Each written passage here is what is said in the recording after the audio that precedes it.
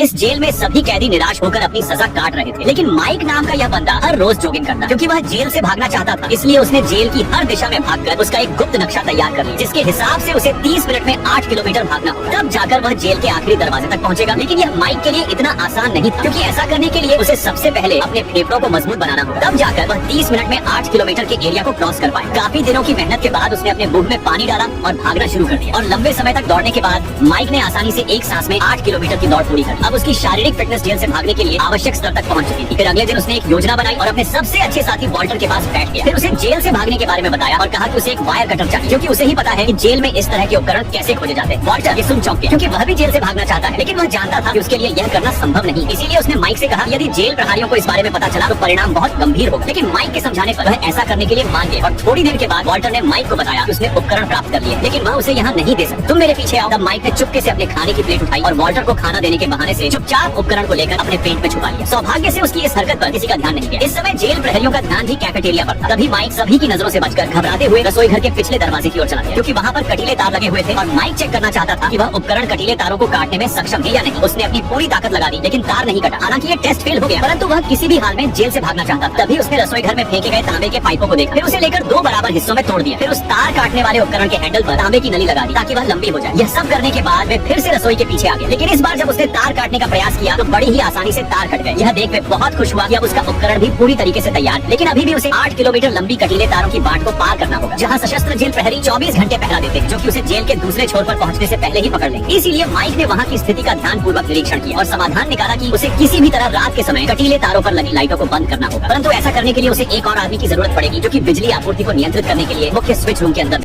एक मजदूर को खदान में से एक चमकता हुआ हीरा मिला, तो उसने बिना किसी को बताए हीरे को चुपचाप अपने मुंह में छिपा लिया। लेकिन जब यह बात गार्ड को पता चली तो उसने मजदूर से वह हीरा मांगा। उसने वह हीरा गार्ड को दे दिया और गार्ड ने उसे गोली मार दी। यहाँ पर अगर कोई भी मजदूर हीरे को छुपाने की कोशिश करता तो उसे जहन्नम पहुँचा दिया जाता। तभी एक मजदूर को एक हीरा मिला, लेकिन जान से हाथ धोने की जगह उसने वह हीरा गार्ड को दे दिया। जब एक और मजदूर नदी में काम कर रहा था तो उसे अचानक एक कोहिनूर का हीरा मिल गया। वह सोचा इसे बेचकर उसका परिवार अमीर बन जाएगा, लेकिन अगर वह पकड़ा गया तो उसे भी बाकी मजदूर की तरह मौत के घाट उतार दिया जाएगा। उसी वक्त खदान का वाटर पंप फट गया। मौके का फायदा उठाकर उसने हीरे को अपने पैर की उंगलियों के बीच छिपा लिया और बाथरूम का बहाना बनाकर जंगल में चला गया। गार्ड को उस पर शक हुआ तो उसने उसकी तलाशी लेनी शुरू की, लेकिन उसे वह हीरा नहीं मिला। उसने तुरंत कपड़े को फाड़कर हीरा छुपाने की कोशिश की, लेकिन तभी किसी ने उस पर बंदूक तानी। देखा तो वहाँ पर वही गार्ड था। उसने मजदूर से वह हीरा देने को कहा, लेकिन ठीक उसी समय रूसी सैनिकों ने उस अवैध खदान पर ग्रेनेड से हमला कर दिया। धमाके से गार्ड और मजदूर जमीन पर गिर पड़े। इसी मौके का फायदा उठाकर वह हीरा जमीन में छिपा दिया। तभी वहाँ पर रूसी सैनिक पहुँच गए और उन्हें गिरफ्तार कर लिया गया। जेल में मजदूर की नजर उसी गार्ड पर पड़ी। देखा तो वह अभी भी जिंदा था।